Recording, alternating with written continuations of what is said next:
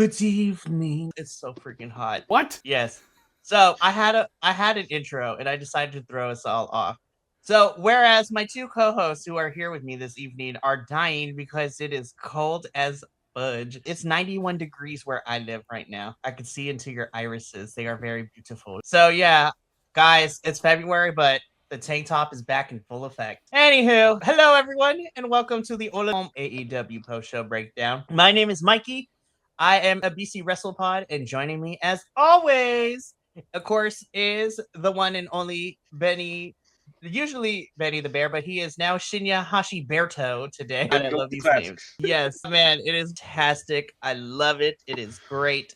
And then, of course, rounding out the panel this evening, of course, is the Peas Mortos, JVL, who, God bless this man. Like, it's been a whirlwind of a day for both of my, East Coast folk with what's been going on. But this man, listen, not all superheroes wear capes. We just say that. I appreciate that, Mikey. Benny, I'm glad you're okay too, but I was not going to be here tonight if I didn't get my power back a little earlier today. It's been cold and blizzardy and no heat. So I am glad to be here with you and talk wrestling and not think about freezing my ass off. Right. Freezing your ass off is not fun. Yeah, Benny's fine, just up the road. You got some snow, but you dig your car out, which is huge, but you had power and you were warm. Yeah, it's like up to the windows, right? Right? I was digging out from up to here on my cell today. That's insane. Meanwhile, I have the opposite problem right now in California because it's hot as fuck. Come visit, please. Come here. Jump in the snow. I'm good. I will rather die of heat exhaustion than of frostbite. But honestly, JVL, because of that beautiful face, I might just for that. We'll be here waiting for you, and we have heat now. Love it. But if you are looking for something self-contained because you don't have the time to watch 45-minute to hour-long videos, that is okay. You can follow us on your favorite social media site of preference, your favorito, if you will, at BC Wrestle Pod, where there you can find our predictions for pay-per-views. You can find previews for pay-per-views and weekly television shows. And the clips are doing really great. The algorithm loves everyone's beautiful faces. And also Rio and Alexis Falcon right now. Well, we keep tagging them because honestly, that was a hell of a match at Progress. I'm just saying. God, I love this heel Alexis Falcon that we're getting. And if you want to know what we're talking about, check out the social medias and check out the clips. Because they give some there's some really good commentary on wrestling or just us dicking around. Like our 50-50. Or like today's CMLL clip. I was just like, that conversation went on for like 15 minutes and it was the condensed version and the edited version. But God, I love Will so much. Papa Os is great. I'm going to be honest with you, Mikey. When I was watching it, I pulled a Benny and then I had to go back and watch it again. So it gave us a couple of views. Listen, boost our algorithm. But you can support us in different ways as well. So outside of watching our videos and interacting with us on the social medias, guys, and gals and non-binary pals, or as, my favorite antagonist right now in anime, to all my bitches and bros, and they are fantastic. We have merch of all of our regular weekly review teams, as well as the new BC Wrestle Pod logo for 2026, and then slowly but surely the international brands and every other independent promotions will be making their way into the merch store at some point, because now I got to start adding them, because now we're getting back into, we've had some time off, but now we got like New Japan shows out the wazoo, and Stardom's coming up really quick with the Cinderella tournament as well. I'm like, it's good to be back, but also, damn, it's a lot of work, but I'm excited.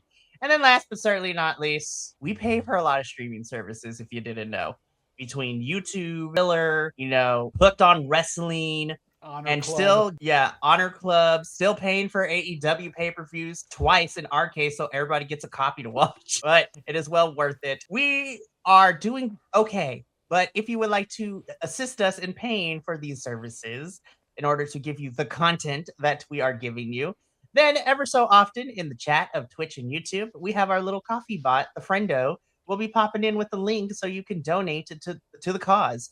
But we understand that in this time, in this country, things are crazy.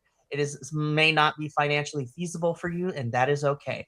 Your support is enough for us. But if you feel so inclined to donate, or if you are in a capacity to do so, then we also welcome it. But you being here is more important to us, and that is all that matters. But also give us money. Listen, I'm not good with asking for money, but guys, if we want this to happen, like we are paying for lots of things. But anyways, so that's it. Speaking of paying for lots of things, we paid in our some things for AEW this week, where sometimes I felt like my time was wasted. Not just kidding. I do have questions though. I have questions and concerns about certain things that we saw this week.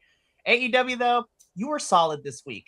I liked you better last week, but you know what? You were still better than most of the other stuff that I saw last week, except for Progress, because Progress was pretty dope. Though I will have things to say on Thursday, because I was like, I liked Progress for the love of Progress 4. Damn, it flew by quick. And also, I'm mad. How do you have better audio quality on the road? Anywho, we'll get into that. So, without further ado, we've wasted enough time. Let's get into this. So, guys, let's start off with AEW Dynamite. So we're going to start with this one first. And how do we kick off Dynamite this week? Mark Davis, you're a freak of nature, and I love you. God. Dude's trying to get injured just as bad as his tag team partner, and he's still pushing through. She's just like, oh my God. Wait, wrestling is real. It really is. But to kind of set this up, because we kind of sped past this is an AEW Continental Championship Eliminator match. Jon Moxley needs to get some tune-up before he gets to face Takeshita at Revolution. So we got 3 weeks of tune-up matches and trios matches happening. So I'm like, and so it begins. So what better way for a tune-up than to go up against Mr. Dunkzilla himself, Mark Davis, the straightest bear on the internet that you will find in wrestling right now. I'm so mad at him. I was just like, you know what you're doing, Mark Davis. I hate you. And I'm also loving you at the same time. How dare you? But he knows what's up. Oh, the amount of that went nowhere in this match. I mean, I enjoyed this for what it was. I was concerned when he punched and started bleeding, and I was just like, I swear to God, if you broke a hand, I was like, we just got you. I honestly thought for a second, because I missed when he actually punched the ring post, I thought Moxley had started bleeding on him, and it just said Moxley bleeds when he bleeds. So yeah, so did I. I actually had to roll it back. Like, I was like, when did he do that? That's awful. I really only caught it after Bryan Danielson was talking about it on commentary. Oh, man. He was on one on Dynamite, man. It's great to have Danielson back. He really adds something. I'm so happy. He's so much fun. I love him on commentary. He has a lot of heart. He loves professional wrestling. But also, I have a better and a stronger appreciation for him as a commentary, especially after the Chris Van Vliet podcast interview, because that man... The preview for that made me laugh so. I was just like, you are so Seattle coded, and I love you. He definitely added a lot to this match, though. Like having him give the insight on Moxley, and we were in the Blackpool Combat Club. We had to really teach ourselves to take a lot of this punishment, and he's calling out how Davis can't even make a fist with a hand now, and like he's really giving it that flavor that honestly it needed, because I was sitting here for a lot of this match going, God, they can't figure out what to do with Mox. He's riding that line of like being a babyface and being a heel, and he can't pick. And they're putting him up against the Don Fallis family, ostensibly to make him a face, but it's not working. So what are you doing here? So Danielson helped him get over that hump of like, okay, I'm caring about him at least getting through this match. I don't know if I should like him, but I'm definitely on board. Mox is one of those guys that like really rides the fence of like, I love this guy, but ooh, this match was so much fun. Like it really reminded me of a good Kings Road like badass brawl. Like nice. Love that reference. Like it was like sort of like Misawa versus Kawada, It was just all strikes, balls to the wall from the beginning to the end. Beautiful stuff. Did we like Mark Davis tapping out to the Bulldog choke, or did we think he maybe should have passed out? I'm not a big fan of the passing out. Like you can if you tap out like you're living to fight another day, and if you pass out, like you may not see the next day. Indeed. So Moxley picks up the win here. And again, the next 3 weeks is gonna be tune-ups and trios matches between Mox and Takeshita. I am excited though that the match is no time limit at freaking Revolution. I'm like, God, I'm gonna be there in person. I'm like, what if they give this a whole hour? Holy shit! Yeah, like a 60-minute Broadway, right? Like, God, still to draw. There has to be a winner. There can only be one. Anyways, this was a fun tune-up. This was great. Happy to hear that Mark Davis isn't injured for real. So I'm like, thank God. I mean, he bled, but injured. He's just not like severely injured. He can still work. I was like, we just got you back, man. Please, I can't lose you. Not right now. We already lost one. We already lost one of my sugar daddies. We can't be losing you too. Like, get it together. Hi, Jake. We love you. Anyways, let's keep going. Yeah, because this was crazy. Oh, wow. Yep. And we got to do black and white because YouTube doesn't like the, red stuff that gushes out of people. There was a lot that happened with FTR and the Bucks. This is a lot of still frames at one picture. Can we maximize on your little screen there, make it bigger? Well, I mean, I can if we change the layup, but then it's gonna look all weird. Did the super kick not make it on your end either?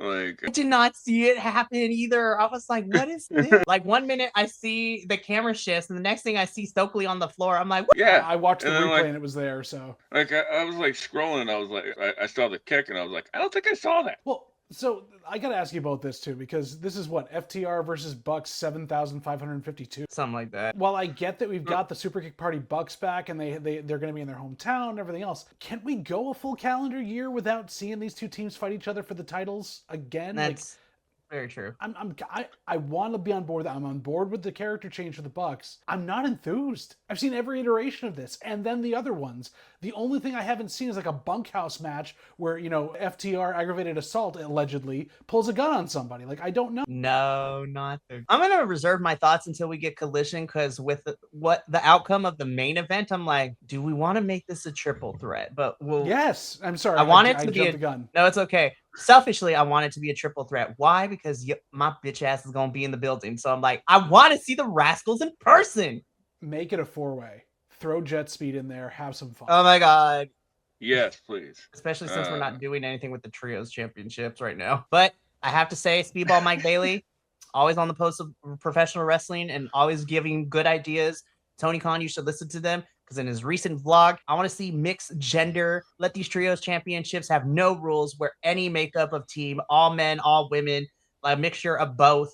Like, let's get it. And I'm like, Speedball, you're on the right track. This is what I want to see. Yeah, they do. They are seeming to collect giant women down in Ireland. Have you looked at the women's trios in AEW? They're still getting giant women there. I mean, like, so. I mean, what happened here on Dynamite between FTR and Dynamite is going to Bucks were going to pay the price on Collision, and boy howdy, I was very intrigued by what happened on Collision. But I was just like, Stoke, I love you. You're short, you're bald. You may get no hose, but I love you. And I will say this from a stunt point of view. He took that bump out of the wheelchair as safe and as wonderful. It's a Collision. Teams are morons? No comment. Anyways. This is what I was talking about. Chris Brothers joke about that. Let's keep going. Oh, God. I was just like, can we get more of this? More of this, please. So good. Anyway, so TBS Championship 4-way. Willow defending her TBS Championship against Megan, Marina, Mina. Go. Yeah, what was this a 4-way or a 5-way?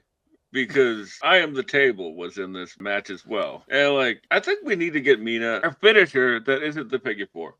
Because, if she's having, 3-minute matches, it makes no sense to make somebody tap out in 3 minutes to a figure 4, But a figure 4 before? This match was really fun. I have, yes. It does suck, don't get me wrong. But if it's Sling Blade, figure 4, go home, it's okay, what was the point of that? But I digress. Man, more Megan and Willow, man. They have so much chemistry. Big ladies doing big lady stuff. More of that, please. Not in a weird way. I mean, maybe. I will say, I was a little scared with Megan taking that German suplex off the top rope. She landed a little snugly, but this was great all around. My only gripe with this entire match, I mean, moves were great. Willow getting it the pin and taking it out all three at the same time, all that good stuff. And seeing Marina and Megan work together was amazing. But the gripe is, why did Mina have to take the pin? She's always there to take the pin lately. You're not building her up at all. What are you using her for? You brought in the Stardom legend to kick ass, and she's doing the least amount of the work except for flying and being thrown into people. Can we do something else? I mean, that's fair. At least on AEW television, Mina wins more on ROH, which shouldn't be the case. But if people aren't paying the extra extra in that orange and even on that orange and Tony thing, Mina was just we're gonna go have a singles match. Okay, when Mina and all this, sure, okay. Whereas I would love to have some sort of thing where Willow got not a pin, but something against Megan and Marina together, where they both messed it up and they cost each other something with a roll up or something like that. So you get them getting mad at each other. I don't know. Still, but favorite match of the night. This was really good for Dynamite. I was like, yeah, this was awesome. Loved it. Fantastic. Willow is still our TBS champion. All is right in the world in terms of Willow still being double champ. Love you. I was waiting for Mina to like attack her from behind the way they were shaking hands and getting her up. I was like, come on, where is it? They're gonna tease that for a while. They'll be like, "We're gonna play with you." Be like, "No!" Did not ask for that. But yeah, this was a lot of fun. I had a good time with this. Yeah. So after our TBS Championship 4-way, I had to watch this twice to make sure I understood, because sometimes I'm not the smartest person in the room, you guys. I will admit that. But when I was watching this, I was just like, okay, I need to watch this back again to make sure what I'm thinking is exactly, what was happening. And by the end of the second time, I was just like, well, I understand. But then I was even more mad. But the second time through, I'm like, why are we doing this? Now, I'm going to throw Benny in front of the camera real quick, because off screen, he mentioned that there was something that might be an idea. But to give a quick synopsis of this, MJF, Hangman, they're going to fight at Revolution. Hangman puts it all on the line for, because it's him. And he's just like, MJF is just like, what stakes do you have in this? Like, offer me a deal. And, Texas death match, MJF's like, and then Hangman throws in that if he loses, he will never challenge for the title. Cody Rhodes, when he was still in AEW. And I was just like, guys, it did not work then. What makes you think is going to work now? So that is the synopsis, because MJF is going to think about it, and we're going to find out this week what he agrees to. MJF did have to clarify what was happening on the internet to people who were confused in an MJF fashion, but I was like, good on you, MJF. Let's make some clarifications. Alrighty. Now I'm going to throw it to Mr. Shinya Hashiberto over here to explain his theory of how we can get out of this. Okay. Well, first off, I also pulled up the MJF post just in case, you didn't get to that, And here's the thing, right? Like, with the Cody thing, there was an out where if Cody would have turned heel and he could go back on it and be a hypocrite, right? How that to Hangman, I don't really know. But a lot of the talk this past week on the internet has been like, why would you do this? It didn't work, like you just said, But there's video evidence of Cody talking about exactly how he would have gotten out of it, and that's in his exit promo, and that's so what do you guys want to talk about promo? It's all right there. How it's going to relate, I have no idea. But he could either go back on his word, which really doesn't work for the Hangman character, or MJF can challenge him again. I don't know that Tony Khan knows how he's going to go about it, because again, he's trying something he tried at the beginning of this whole experiment, and it landed like a wet fart, and they didn't pull the trigger or anything. And you're right, Hangman's been both a heel and a face, but he's kind of one of those characters that needs to be on the fence in order to get support, because he becomes a bland heel when he's a heel. So not even stepping it back. I would have taken more stock of this if he had said, I won't challenge for that title while you hold it, which will get him out of the picture. He won't do that, and then he can have MJF go on a run. But you have that card in there that he can come back after it happens or cost Max a match or whatever he needs to do to go heel. The ultimatum doesn't need to be there. And if you're setting him up to lose a Texas death match to MJF, that's a double failure. Or you've completely blown your wad. You don't know what to do with this to set him up to win the Texas death match, because that's what Hangman does. There's a fascination to want to watch this car crash. And at the same time, I'm like, I'd rather watch something that if Andrade was in this match, we'd have much more places to go with this. You wrote yourself into a corner because you don't know what to do with the blockage you've got at the top of the card. Just let them go off and do their own thing. They will find their own way. They're good enough stars. Hangman doesn't need these stakes to be there. So I just thought of something because you made me think of something. The stipulation, this is just hearsay, fantasy booking, hyperbole, whatever you want to use. But the stipulation that Hangman had picked was the Texas death, right? Mm-hmm. What if we get the death of the Hangman character in an actual death match? It is his own. He said, as long as I live, right?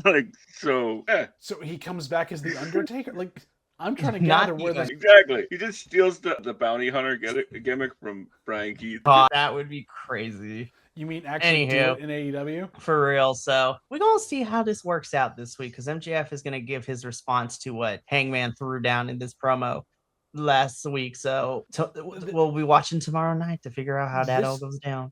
This screams the Tony Khan cycle. I'm going to build this weird stuff that's not going to work.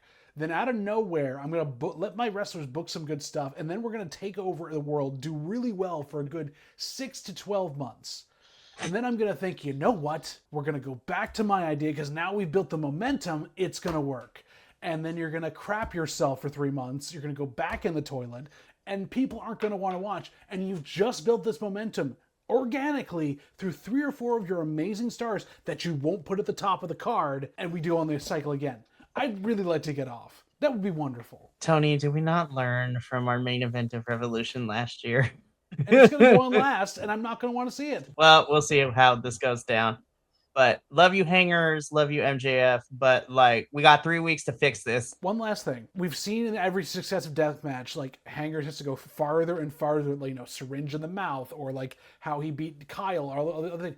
Is he going to, like, roofie Max? Like, what are we doing now? Like, chloroform to the face? Like, what are we doing? No, let's not do that. Well, they do have a lot of really creative deathmatch wrestlers in the back, so I'm sure they'll come up with something. Probably. And because this match is, if it is Texas Death and we're going to be in Los Angeles, there is no sports commission who is going to be like, nah, y'all can't be bleeding. In fact, if anything, like we saw with Mariah and Tony last year, we gonna see and blood will be flowing. It is going to be a crimson dream or a crimson nightmare, one of the two. All right, let's keep going though, because sorry. No, I was gonna say was that, like, to touch back on the thing I was talking about with the Texas Death and the Death of the Hangman character. Like, the only way I could relate it to is like think of, remember the Death of Superman comics? No, like not at all. like I love that. So yeah, we're gonna see how tomorrow goes, and we're gonna see how that happens. All right, yeah. Keep going, Mikey. I'm sorry. Let's keep going, guys. We had a tag team match between the Conglomeration and Gabe Kidd and Clark Connors. So of course we had Ishii stepping up with Orange Cassidy to fight Gabe and Clark. Darby Allin again pulling Gabe out and pulling him away for the match, which allows Orange and Ishii to pick up the win against them. I was just like, okay. I don't have really any big criticisms. I was just like, this was a match that happened and I had fun with it, but nothing of too importance right now, except Darby and Gabe are about to try to figure out how do we murderize each other again? Because we probably gonna get a match at Revolution between those two. Put it in a coffin. Yeah, I'm just glad that she didn't tear a quad, hamstring. And Clark Connors, I really like this new vibe. Like, it's very Mickey and Mallory from like Natural Born Killers. And like, exactly. I was just like, what in the Austin Powers mod is this? Like, yes, God. Exactly. A little fear and loathing in there, For reals. This ties into what we talked about from this segment before. A match that needs to be a Texas Death match. This one is freaking Darby and Gabe Kidd, not Hangman. So it's for real. Literally two major like blood feuds on the card. It's going to throw everything off. And we not to say that we had that problem last year, but the 3 big matches going into last year's Revolution, of course, we had the Hollywood ending, Mariah and Tony. The best show on the card. We did. And then we also had a brother versus brother-esque feud with Kyle Fletcher and Will Ospreay, where I thought they died after Spanish flying off the top of the cage last year.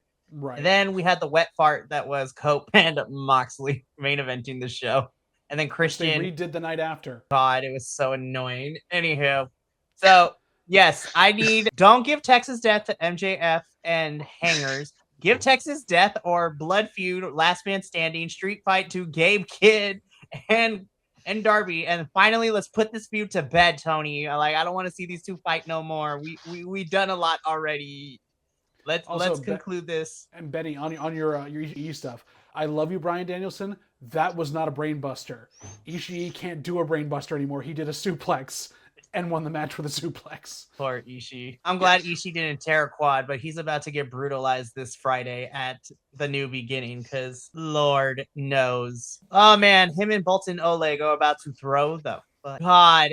All right, let's keep the show going though. That's for we're gonna break that match is gonna roll, and we're gonna break all that down in 2 weeks. So that's gonna be fun. Jeez. Moving on. It's a giant phallus. And then I'm looking at Andrade. What in the Peaky Blinders is this? Once again, more talking. Josh Alexander talking. Lance Archer destroying people in the back. Andrade being the dastardly telenovela villain. Okada being a little shit. And then a giant phallic talking as well. All is right in the world. It's me, Andrade. Never do that again. Idolo. God, I'm laughing at it, but it also hurts my soul of how white that was. I mean, we really don't need to say a lot here. No, that they're giving Josh Alexander some mic time. Him and Lance are doing some great stuff. I love it. Josh has been a busy boy this week too, because he took on last Friday defending the Maple Leaf Pro Wrestling Championship, and that match was pretty solid. Also, shout out to everybody in Mexico. CMLL had to cancel one of their shows because of all the crazy stuff going down in Puerto Vallarta and all this other stuff too. This is getting nuts in Mexico. So BC Wrestle Pod is sending love to the CMLL talent as well as all the denizens of Mexico at the moment. We love you. They my peoples, and hope everyone is staying safe. Hey, Alrighty, Mikey, let's keep. What's up? do you know what would make Andrade more impactful? And I won't do the bad white impression of him again, but you know what would make him more impactful as he's saying these things and being this kind of telenovela villain? To stop wrestling in pants? No, well, yes, we really do enjoy that. But you know, if this was directed at like MJF for the title, I feel like there would be actual like stakes to what he's talking about. I can't get behind him now because he lost in stupid fashion. I'm telling you, Tony, bring back the face of the Revolution ladder match to crown number one contender. Let's do it. Andrade needs to cost Hangman the Texas Death Match. Hangman then can whine about the fact that it wasn't really one-on-one and he didn't lose the match, and then you've got yourself out of your little predicament there. For real. All right, let's keep going. Oh, hey, look, it's a fifth grader. So Hook says that Shibata is scouting international talent. Hook is going to be scouting, US-based talent. And I will say, at least he's actually doing the work, because Hook has been popping up in some of these weird ass independent promotions like over the last week. I was like, what is happening? Hey, my dad's Taz. You want to come join my club? No, I have nothing else. All I was gonna say was that, Hook seems like the type of person that would be challenging somebody to a boat race, not like a lacrosse game. Be like, my daddy has money, so we are going to forget a boat race. Oh wait, JBL has an idea. No. Make him the son of Johnny Polo. Bring back Raven. Have him. No, not Johnny Polo. Oh Lord. You call that a schooner? Two masts. Oh my God, man, that's a slip if anything else. It would be so insufferable, but it would be kind of great. I would take that over this. Yeah. Alrighty. Well, the ops are still a thing, and I guess, but Thanks for reminding us. Sure. Yeah, Listen, your counterpart who returned this week on ROH tapings, I was more excited about him than I am with you, Hook. I'm sorry. I was just like, your cruiserweight, junior heavyweight compatriot and counterpart. I was more excited about him returning to ROH television than I was seeing you this week. I will give Hook his flowers, though. He is having a better run of the last couple of weeks than the guy that left that was there. I'm just saying. Powerhouse. Anyways, moving on. The TV, Jamie Hayter. We into some kinky shit in this picture right now. What's this picture, girl? The Brawling Birds defeat Becca and Viva Van. Shout out to Viva Van and Becca for getting some screen time. We love that. We love it for them. Especially love you, Viva. I'm hoping that Hooked on Wrestling, gets their shit together and we can see more Defy shows this year, because I was mad that we couldn't see the last couple ones. Becca's so great. Oh God, man. One of my favorite Hood Slam wrestlers. Yeah, so shout out to Hood Slam. Anyway, the Brawling Birds. I like it. I don't know where it's going yet, but I'm here for it. I can't say bad things against two of my favorite wrestlers. I love Alex Windsor. I love Jamie Hayter. They work really well together. The strong style they bring is very fun. They had good game opponents to do tonight. I love the tying in of their gear. It's really kind of fun. They've got some stuff going on here. A little bit of the Basham brothers. A little bit of the not the Quebecers, but the Sheep Herders, but not the Sheep Herders. Anyway, they've got some stuff, and they're really tying into the Bulldogs, which is great. One, shame on the announcer for accentuating the wrong syllable. The Brawling Birds. That make no sense. And then you did the heart attack. That was your finisher. I love it. Bring it back. Don't call it two birds. And the marketing aspect of this is utter dog shit. The people involved are amazing, and I want them to succeed in spite of the dog shit that they literally smeared themselves in. You have so many places you could go with this, and they could be such an amazing tag team, a la the Hard Connection, the Bulldogs, that kind of brawling, but technically sound and strong team. But the concept is just dog shit. Oh my, I can't get over it. And I want to like them, and I can't. It hurts so bad. I feel you on that. The thing is, right, this might just be the pilot episode of a new sitcom, where The sitcom doesn't really know what it's doing yet, right? But it's here. The formula's here, right? It's just, why'd you put it on TV? You didn't know what the formula was. I fully agree with you, but this hasn't been there in the promos they had weeks in advance. They've known this wasn't going to work because these two weren't into it when they were delivering it. You've had audience feedback, and yet you still put this out there.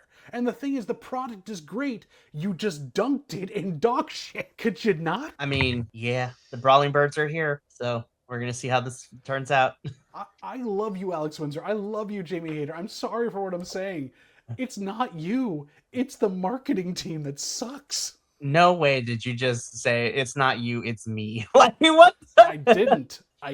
No. God, listen, I'm here for new ideas, but you should probably let them marinate in the backstage area before you present it on TV. They are marinating in the weirdest substance ever.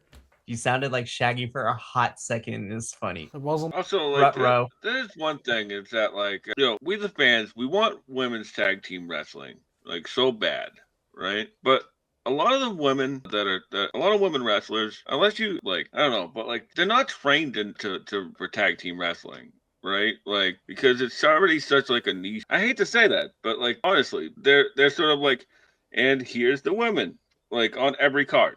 Right? Says like the history of wrestling, right? So like I think we're just being a little bit overly critical just because we like them, but like this wasn't it, bro. And like I think there should be like at least a promotion that because women's tag team wrestling is awesome, but it just needs to be the focus. That's all. You know that Tony Khan can't focus on anything. He's just a little busy at the moment. So.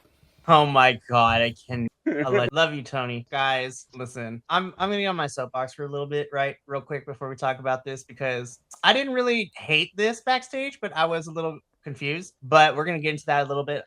I'm gonna get on my soapbox a little bit, and I need to, call the IWC on the carpet, so to speak. Guys, leave Thunder alone. Like, this is getting out of hand. Like, she just came back, and we're calling her every slur under the sun, and I don't understand why. And I was just like, oh, it's frustrating to me. I was just like, you don't want to see women of color succeed in this industry. I'm going to step back there for a minute, Mikey. You say you don't understand why this is happening? I'm pretty sure we all know why this is happening, and we know. I know why this is happening. What section of the fans this is? I know why it's happening. I was just like, guys, it's getting old. Like nobody cares. I don't, at least. Y'all are some weirdos out here. Well, on top of the fact they're all afraid to say to like Brody King's face, who's been outwardly about like this type of stuff, so they go after a person coming back who is strong in her own right. And the fact that she has to get on the internet and address this because she's not only getting it from the fans, she's getting it backstage. That's saying something. And people need to get their heads a little bit straighter there because that's not, you're all working in the same company. But, that's not a thing here. Please don't. Backstage, do I have to send Mama Willow after y'all? Because Thunder's her ride or die. Like, she will defend this woman till the cows come home. I was just like, don't make me unleash her to you, Tony Khan, because then you're gonna have a real problem. I'm coming. Seriously. Oh, forget the chancla. She'll get the belt, she'll get the purse, she'll get everything. She will throw down. She is a very lovely woman, but she is also a 4'9" Latina woman. So don't test her patience. All right, let's focus on what actually, because when Thunder popped on my screen, I'm like, God, yes, I love it. I've missed you. And then I was like, oh shit, she's been out for 8 months. That's fucking crazy. I was just like, I blinked and I was like, why did I feel like it was a lot shorter than that? But anywho, so Chris is not medically compared yet, but she still wants to go after Tekla. And then Thunder kind of goes into business for herself, but not really. She's like, well, you're not cleared, but I love you, Thunder. I really, really do. I was just like, we're going to build this up, and this is going to be Tekla versus Thunder, possibly at Revolution. And while I'm sad that Thunder will not win, I will say I'm just more happy. This is how crazy it is. I'm excited, but I'm more excited at the prospect for my mother, who I'm taking to the event with me. And I know she loves Thunder. So I was just like, that's all I care about. Who knows? We might get a triple threat with Stat Daddy involved too, which would make me lose my mind. Or do we get we get basically the stuff in the corner, like to keep the Sisters of Sin away? Stat and like Willow and Harley are there to like back her up. There's so many directions. Anyways, Hashiberto, you had something to say? I was gonna say was that there's the only thing that really has been bugging me with this whole situation here was that there's no connective tissue between these two people except for their both former champions, and they're women, so they have nothing else to do. So they're both good guys. Let's pair them up. Like, why So are we they go helping back each to other Exhibit out? A, the Brawling Birds. Like, right? Like, what is happening? Like, reasons. I feel like that's how a lot of the women's division is booked. And Tony, we really need to fix this in 2026. Reasons is not enough. I'm like, no. Reasons are amazing. Anyways, so we're going to come back to you, Thunder, because I'm going to give you more praise because that outfit. Yes, we're going to talk about that. But we're going to move back. Kevin Knight and Beast Mortos have a banger. That is all I have in my notes. They had a banger. Yeah. I also love the crowd. There really wasn't too much from this match, but like I was like, okay, that's nice. I'll take it. Don't get me wrong. Look at Speedball being the proud dad. I love Speedball on the side there, just being the cheerleader, doing great things. He was having a blast. You are my favorite non-binary wrestler right now. Dude. That's all I really have to say. This was a banger. Hey, Mikey, we're still in Dynamite. We've almost gone an hour. I know. That's how it always is. Have a lot of too many story progressive parts in Collision.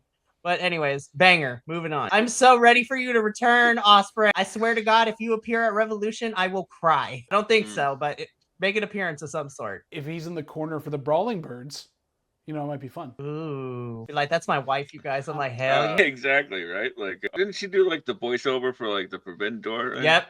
She sure did. Sorry, guys. That was a dot. That was a dot. I didn't mean a dot. Got it. Because my thing in my head is I can't get off this Brawling Birds thing because in my head now all I hear is Christopher Walken introducing Foo Fighters on SNL. Ladies and gentlemen, Foo Fighters. Oh Lord. Alrighty, Ospreay, your return is soon, and I hope you're doing good. But I'm excited for whenever you are ready to return because man, Wembley is calling your name. Anyways. Get well soon, bro. Goa was having so much fun in this little promo, and I'd live for that. But all this is Ricochet and the demand challenge for the Trios Championships on Collision. I was like, baller. Okay, moving on. Yeah, and Jack Perry left the night. That's true. But also, it gets one of these. It gets, bitch, this was a pay-per-view match free on my fucking television. And God, I was exhausted by the end of it. I was just like, we don't have Kenny for long, you guys, but God damn it, he's going to give us bangers. You had no room to breathe in this except for the one, and I say this because I watched Botchamania this week. The one botch Kenny did on the railing, that was about it. But you had no room to breathe whatsoever. God. Yeah. You know one thing I love about Kenny, though, is that, like, even when he botches, he stops, resets. You know, like, he's no great at resetting, you know? Just taking a breath, like, yeah, it happened, but I'm still going to do it. Because I am Kenny motherfucking Omega. He's got no shame anymore because, like, what does it matter? He's there to entertain the crowd. He knows that. He's not trying to prove anything. So it's just good. By God, Omega. Man, like, he just got a different kind of aura to him. Like, and I mean that in the actual sense, not like the IWC sense. Kids say he's aura farm. Meanwhile, Swerve I don't know what that is. meets him there. Swerve meets him at that level and just takes it up even higher. Like, I am so happy where Swerve is right now. Oh, definitely. And like this crowd was on a fever pitch, like halfway through this, you know. Because, like, Kenny brings a different atmosphere to every single match he's been in, you know? Like, people are, like, jumping for joy, like, during Battle Cry and, like, singing their hearts out. Like, and that energy doesn't stop. No. Okay, here's the thing. It's really crazy, these housing prices out here in California. But in terms of wrestling, God damn it, I'm proud of my state because California crowds always fucking bring it. And I'm proud of my home state because y'all have been on a good tear for AEW since they've been visiting California and the West Coast in general. I'm not saying that the West Coast is the best coast, but I am damn proud of my state every time AEW shows up because they go ham. And especially what's going on right now in this country, like West, y'all did the damn thing at Grand Slam Australia as well. But God, this match was a banger. Kenny is God. Love him. I really enjoyed the ending because Swerve finally fucking snapped. He's just like, I needed this. I'm like, bitch, yes, you did. I was just like, creatively, and now you're a fucking psychopath, and I'm here for it. Nana is just like, what the fuck is happening? Right?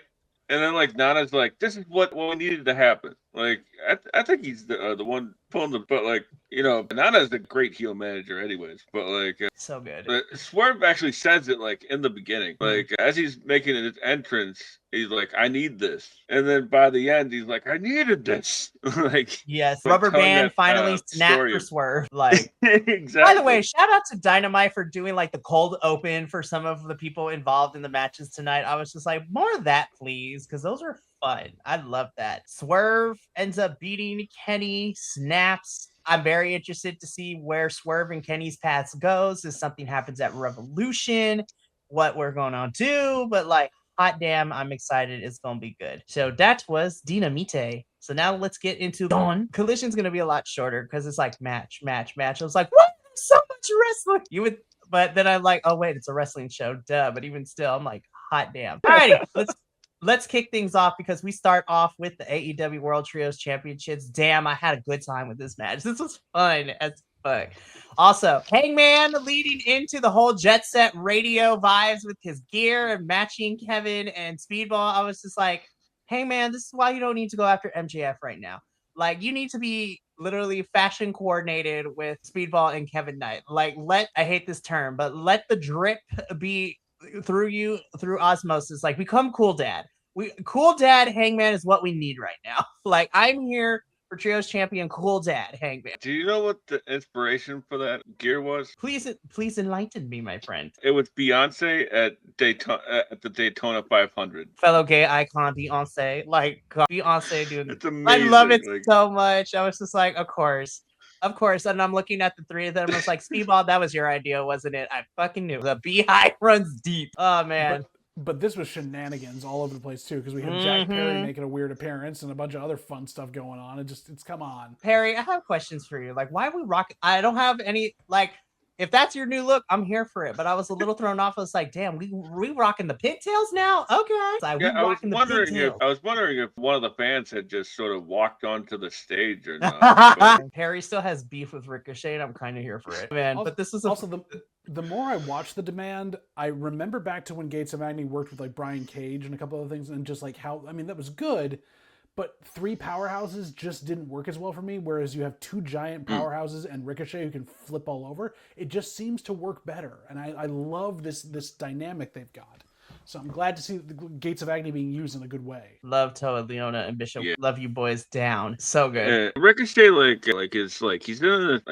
he's like taking out all the good stuff away to be a heel right now. But like, dude can still go. If he wants to, like he literally got that Prince Puma in him locked deep in and pulls it out when he needs to. Exactly. God, to see it on screen. All right. Keeping it going though, because I love that Dax and Cash are like the party pooper uncles who caught the kids smoking weed. And they literally called it the devil's lettuce. I was crying, you guys. I was crying so hard. I was like, the Treehouse segments are so stupid, but they're one of my guilty pleasures. They have been since TNA, but I love that they continue to do it in AEW, and they got production, honey. And we are adding in Dax and Cash, who, listen, say what you will about FTR. They're kind of ironically funny. Like, they are able to give me that dry sense of humor, and I was just like, this was fucking hilarious. I loved it. And you know what? It sets up the Eliminator match we were going to see in the main event. So poor Myron, man, he's just like, but Dax and Zachariah, we have a better record as a tag team. I'm like, you're not wrong. Dax fucking killed me. Yeah, me too, man. It's funny. I've seen that sentiment a bunch. That Dax is like the Dax and Cash are like the older uncles. Like, what are you doing here, kids? Desmond and Cash are like 5 years apart, but they did look so much differently. It's that hard living, honestly. Definitely, they don't make them like they used to for a reason. This was hilarious. I love it. Sets up our Eliminator main event, so we're gonna come back to everybody involved here later. Question to you though, Mikey: is Myron in danger of becoming the Action Andretti of Top Flight now, or is he like? I don't know. See, here's the thing, right? So I think they're kind of just treading water right now, and technically Dez and Zach are not wrong because they have a better record because they have won more matches together. And to be fair, Myron and Dez lost that triple threat to enter the number one contenders match. So anyways, but yeah, we're going to talk more about these people in the main event because right now the Bucks and the Swirl. Wow. This is a tune-up. This was a tune-up match. These two were made for each other. I had fun watching this, but damn, Swirl, we always be losing. I don't know what I can add to this. In this match was sorry, buddy. You go ahead. No, go Benny, go. You're good. I get a little bit of a lag here, so that's why. Bucks win. Moving on. I had fun with it, but this essentially was a tune-up match, so I don't really have anything else to add. Though it was really weird to watch people think that Blake Christian was leaving. I was like, bro, he's still gonna be here. Calm yourselves. Calm down. Like he's not going anywhere. Anyways, so tune-up match. Bucks, we're gonna talk about you later because y'all went through some traumatic shit at the end of the show. I was like, damn. Also, AEW, I'm mad at you because you promoted this as Oceanside, and then the day of, it's like, oh no, we're in San Diego. Bitch, I could have been at the show. How dare you? Anywho, I'll be at Revolution though, so you can make it up to me then. We actually get to see backstage pre-tape promos from a hog show. That's crazy to say. But we get this vignette of MJF and Andrade talking to each other backstage during the hog show that happened this past weekend. And Andrade reminds MJF that people are coming at him from all sides. And Andrade is one of them. And he's going to be coming for that championship very soon. And I was just like, thank the Lord to keep Andrade in this title picture. Keep the sexy telenovela villain in our championship pool, so to speak. Governor. God, I fucking hate you. You made a good point, though. He's like, why are you giving random title shots to people on the indies when you don't want to fight anybody in AEW? I'm like, ooh, he's not wrong. Also, the last thing I will say about this before moving on, Andrade, I need this hair care regime because them locks be sexy as fuck and they are glorious. Anyways, moving on. This is man-on-man meat slapping, and by God, more of this. Yes, you get one of these. This match gets this. Great match. Definitely two of the most, CMLL coded wrestlers I can think of to take on for this championship.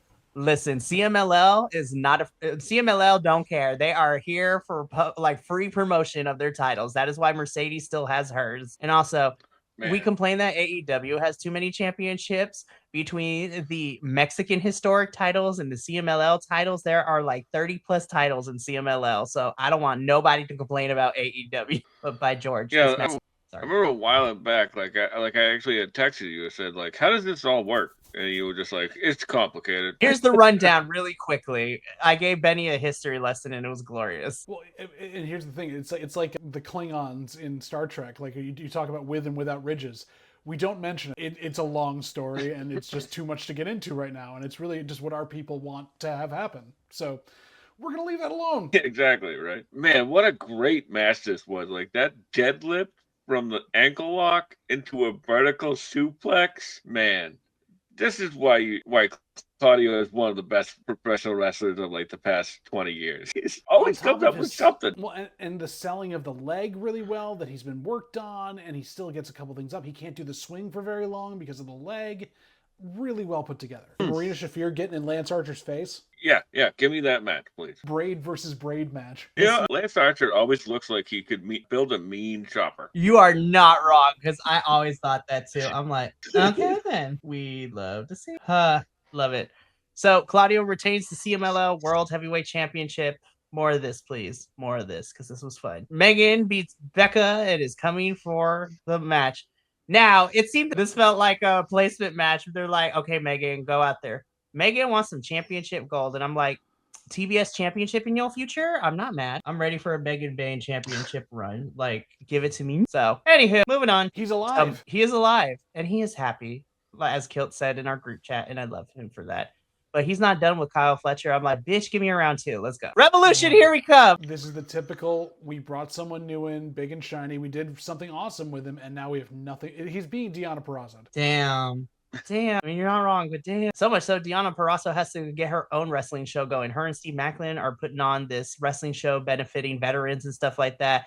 And the people that they have grabbed from their respective promotions makes me excited. And also, not related to AEW, but shout out to Mara Sade for, being booked and blessed all over these independent shows. She got to fight Willow Nightingale not too long ago. And I was just like, girl, you are booked and blessed. I love you. But Tommaso Ciampa is not done with Kyle Fletcher. And please, I was just like, round two, let's go. Yeah, Tommaso, they're just keeping him in the mix. Yeah. Seems pretty fun. I'm here for it. Same here. Moving on. We're going to see this for the next 3 weeks, and I have just come to the understanding that it is something that I have to deal with. But shout out to Wheeler Yuta in this picture, because yes, we love it when we have continuity in our graphics, because now he is bald. I was like, Daniel Garcia, is that you? No, I'm just kidding. Here's the question for you. He's obviously not, when he has the beanie, he's not keeping it bald, or is he shaving his head every day? I don't know. If it grows back that fast, I was just like, what regimen are you using? Some people like that though, like some people can shave and then like 5 minutes later they get like a stubble, Very true. I know. Please give me more Pac and Klon. I want to see that match all over the map. Oh, yes. Please, I need to see those two go at it more often. And shout out to you, Dungzilla, because you went through it on Dynamite, but it was nice to see you in this match too. So I'd like to see Yuta versus Takeshita at some point. Yeah. Completely underrated right now and how great of a wrestler he is. Like he's really stepped up his game and like he gets crazy heat all the time. Oh, Wheeler Yuta bandwagon. So are the Death Riders phases? Because your guess is as good as mine. In the words of, I think what they're doing, it's sort of like an experiment to see if they can do heel versus heel, and then like they just tweak a couple of characters just in a certain way so that the crowd will pick a side. Benny, listen, we have all gone through an experimenting phase, but at some point you have to pull the trigger. So it's like shit or get off the pot is what my grandma would say. Yes. Anywho, moving on. Girl, this outfits are baller. Like Willow, more of this, but Willow is a defending double champion and she will fight anyone and everyone. I'm like, down. Love that for you, Willow. Nothing else to add. Also, Lexi, this hair though, yes, ma'am. Can we have a Harley versus Willow TBS title match, please? God, just let them fight. Like that'd be so hilarious. Don't have them explode, don't have them implode, but just do it. Love it. Anyways, shout out to you, Willow. Can't wait to see more action. Yeah, that's pretty much how this all went down. Moving on. My girl is back in action. The outfit was everything, bitch. You get one of these. And again, she's gotten comments from backstage and from fans on what she wore for this. That's all I have to say to that. I'm like, let the girl live. And I was just like, I'm sorry. I was just like, people are literally being kidnapped in these streets out here and getting beat up and killed in some cases. So I'm like, what you mean? God. Anyways. What was the first word there, Mikey, on her cape there? So there's a couple of different... Yeah. So the way that it translates, because I forgot what the Spanish word is, but depending on the translation, it could go a different couple of ways. If you translate it formally, it just means like freaking. But there also this, I believe the way that it was spelled is like I'm a hard fighting fucking immigrant, like deal with it kind of shit. I was just like, it's the slang that a lot of Chicano culture would be using, especially during the Zoot Suit era when, people were taking our culture. So we decided to take the Zoot Suit culture for ourselves of the time period as well. So, but shout out to Thunder. I was like, she's always down for the cause and she's down with the people and she's one of my favorites. So anyways, everybody else who's being a hater gets one of these. Now, as far as the match goes, I mean, this is essentially her return match. Also, commentary pointed it out that it's been like 500 something days since these two have faced each other. I'm like, God damn, are we for real? Oh shit, you're right. Because then someone posted on the graphic this match versus their first match when Julia was still the cheerleader character. I'm like, God, that felt like a lifetime ago. Yeah, definitely. So it comes full circle. Man, this was pretty fun. Like, I've always loved Thunder, and screw the haters. Yes, screw the haters. It was well put together. It set up the end angle pretty well as well. And Julia did her job for the most part. It was a little slower, obviously, because Thunder's still getting the timing back, but it worked pretty well. And I just want to comment on this picture. Did Julia Hart, is the reason why she's got her nose up so far she can smell her husband's career? Listen, Julia may have lost, but she is booked better than her husband. It's a swirl. Yeah, they good job. So bad. Love it. Thunder and Tekla. Now, if this is setting up for Revolution, the next couple of weeks will tell. So we're going to get a match between Thunder and Sky at some point, and then we'll go from there. She's going to have to go through Sky, and then through Penelope, and then through Megan, and then through, I was like, as long as it makes it to Tekla and Thunder at some point in the next 3 weeks, I'm fine with it. Very fun feud for Thunder to return to. All right, keeping it going. Clark is having fun, you guys. That is what I got from this promo. Yeah, it's always easy heat for me when anybody is mean to Tony Schiavone. So, like, I'm like, don't you do it. And Gabe Kidd, I'm starting to warm up on him. Seems sort of like Kevin Owens, but a soccer hooligan. A soccer. Yes. God, that's funny. To know where from and where he's gone to now, it's so cool to see this transition that Gabe has gone through. Because I watched him when he was on WCPW, like early in his career before he went to New Japan. And just seeing that like fresh-faced kid who was walking around being a valet for one of the other older wrestlers, and now he's, you know, doing all this stuff. While Clark Connors, I'm sitting there going, "You kiss your toxic spider with that mouth?" Jesus. So funny. Clark is pretty great. Like I had seen him on the Strong shows back during the pandemic or whatever, and then he was like on the Forbidden Door show at the first Forbidden Door. I was like, oh, I'm on board with this guy. I get it. Like it's just raw intensity. You know? Good shit indeed. And that's money for the swear jar from Hashiberto. No, I'm just kidding. Anyways, let's keep it going. What's your Venmo? Oh, you don't want that yet. Main event time. The Young Bucks are causing some shenanigans, but the Rascals get a win over FTR and win an eliminator match. That's crazy. Tony Khan booked this shit as a triple threat for Revolution. Let's fucking go. I love the press picture. Oh my god, like the little butterfly staple, like obviously like painted on bruise. Yeah, I love it so much. It's so cartoonish, but so great. They sort of bookended like a neck brace. The show with screwy finishes. Like, so I'm happy the Rascals get an opportunity, but Young Bucks paid for that shit dearly. Did they pay or did their brother pay? Well, their brother paid, but the emotional damage is there. The physical damage was their mom took a bump and a half in those chairs. Like, yes. Mama Jackson, I hope you're okay, because oof, that looked rough, girl. I couldn't tell whether she actually like was going down or like she like had twisted her heel and like was going down that way. So I couldn't make it out. But no, but yeah, the Young Bucks emotionally were paying for it because they were emotional damage as their brother. By the way, he sold that beautifully from FTR too. It's like it runs in the business, it runs in the family. You can tell that their little brother took some pile drivers in the backyard a couple of different times. It totally screams we wrestled as kids growing up. Yeah, Malachi was actually a wrestler for like 5 years or so. Like back in the SoCal days, you know, it's a pretty deep cut in the Young Bucks folklore, you know. And what is it like? Hey, that's not the first time FTR has pile drive somebody named Mallet, right? It's true. Love that. Anyways, oh wait, he didn't take bumps. Yeah. On that note, that is how this is how Collision went off the air, and you know, again, chaos ensued because everybody was out here attacking everybody. This shit got crazy. But yeah, Jack Perry, the Demand, the Rascal, everybody's fighting. And I was like, Fatal 4-Way, let's go. Anywho, but this is how Collision goes off the air. And that has been our AEW, in review for the week. Lots of interesting stuff. Some questions still remain. But you know what? We got some fun things happening this week on AEW television. We are officially 3 weeks away from Revolution. And I, for one, am excited. I cannot wait. I'm so ready. Oh, this is going to be fun. But you know what else is fun, you guys? The rest of our lineup for this week in terms of post shows. So, I mean, to varying degrees. Listen, I know it's a lot, but tomorrow evening, and I will be here to cover NXT. And then Papa Oso and I will be covering CMLL. Crazy things are happening in both. NXT for what the fuck are we doing with this booking, to CMLL. Oh my God, there's actually political shit happening in the world and it's causing some things to happen. But I am excited for tomorrow to talk about CMLL because my favorite tournament of the year, the Torneo de Escuelas, is here finally, in which all of the wrestling schools in Mexico will be competing to be crowned the winners. And so it's really fun to see 20 up-and-coming CMLL wrestlers. I was like, that was the first hour of the show. It was so glorious to watch. And tune in tomorrow to see me and Papa also cover that.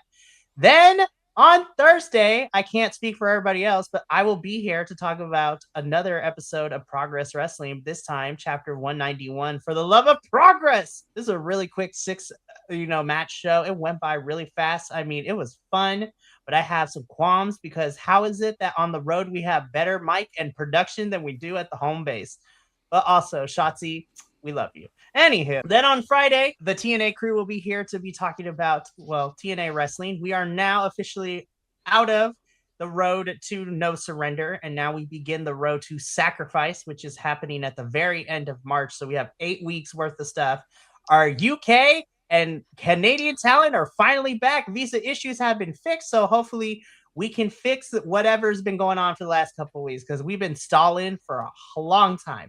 And now hopefully we can get back into everything that we need to. I have missed Danny Luna and Leon Slater and TNA's television screen forever. Also, Bear Bronson, get this money, honey. We love you for that too. Like he looks like he's having a great time over there. I'm not gonna lie. And he's also killing it in the independent still, which is very fantastic.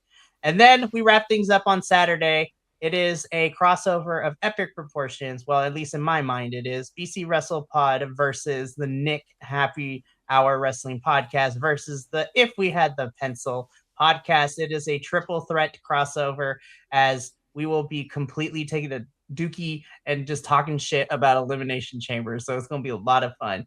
The men's match is blah. The women's match is actually kind of great, but I'm also excited to see Javon Evans go ham. And that is all I'm excited about. But we're going to be here Saturday. We're doing a live watch along as a favor. Well, not a favor, but as a thank you, because the boys, all the other two podcasts have been supporting us so much.